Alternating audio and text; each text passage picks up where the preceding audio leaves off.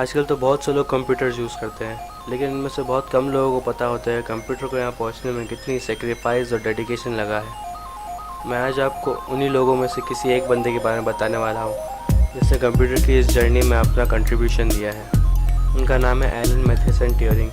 बहुत से लोग तो ये कहते हैं कि वर्ल्ड वॉर 2 जीतने में उनका बहुत बड़ा हाथ है।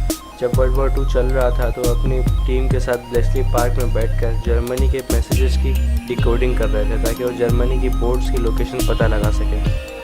बहुत से लोग तो ये भी कहते हैं कि अगर ट्यूरिंग नहीं होते तो वॉर 2 साल और चलता और 120 लाख लोगों की और जान जाती। ट्यूरिंग ने एक मशीन बनाई थी जिसका नाम था दी बॉम्बी।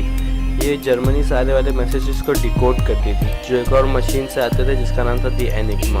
वर्ल्ड वॉर 2 खत्म होने के बाद उन्होंने एक और मशीन बनाई जिसका नाम था दी ट्यूरिंग मशीन। ये मशीन हर तरह के कॉम्प्लिकेटेड प्रॉब्लम्स को मिनटों में सॉल्व कर लेती थी और इस मशीन को कंप्यूटर वर्ल्ड का एक टर्निंग पॉइंट भी माना जाता है।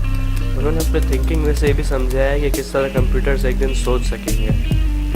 एक दिन ट्यूरिंग के घर पे होने वाली इन्वेस्टिगेशन से पता चला कि वो होमोसेक्सुअल है और उनका किसी 19 साल के लड़के के साथ रिलेशन है। क्योंकि ये सब उस वक्त ब्रिटेन में सब गैर कानूनी था, इसलिए उन्हें 2 ऑप्शंस दिए गए, या तो 1 साल जेल में निकालें या फिर उन्हें 1 साल ऐसा ट्रीटमेंट कराया जाए जिससे उसके हार्मोन से इस तरह के सेक्सुअल डिज़ायर निकाल दिए जाए। उन्होंने सेकंड वाला ऑप्शन लिया।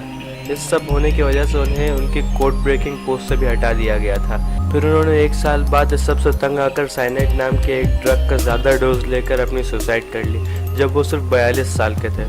रिस्पेक्ट और ऑनर जो उन्हें उनकी ज़िंदगी में तो नहीं मिल सका, लेकिन मरने के तकरीबन 60 साल बाद 2009 में एक ब्रिटिश प्राइम मिनिस्टर को यह एहसास हुआ कि ट्यूरिंग ने वर्ल्ड वॉर 2 में कितना बड़ा रोल प्ले किया और अगर वो नहीं होते तो वो हार भी सकते थे। तो उन्होंने एक अपॉलॉजी लेटर बनवाया और इसे ऑनलाइन डाल दिया, जिसे तकरीबन 30,000 ब्रिटिश सिटीजन ने साइन किया। तो पता चलता है कि ट्यूरिंग के साथ गलत सलूक हुआ और ऐसा नहीं होना चाहिए था।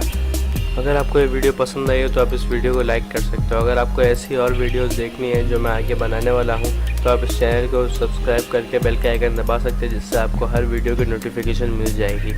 और हाँ, इस स्टोरी पर एक और बहुत अच्छी फिल्म बनी है जिसका नाम है द इमिटेशन गेम, वो आप देख सकते हैं। और हाँ, फाइनली थैंक्स फॉर वॉचिंग।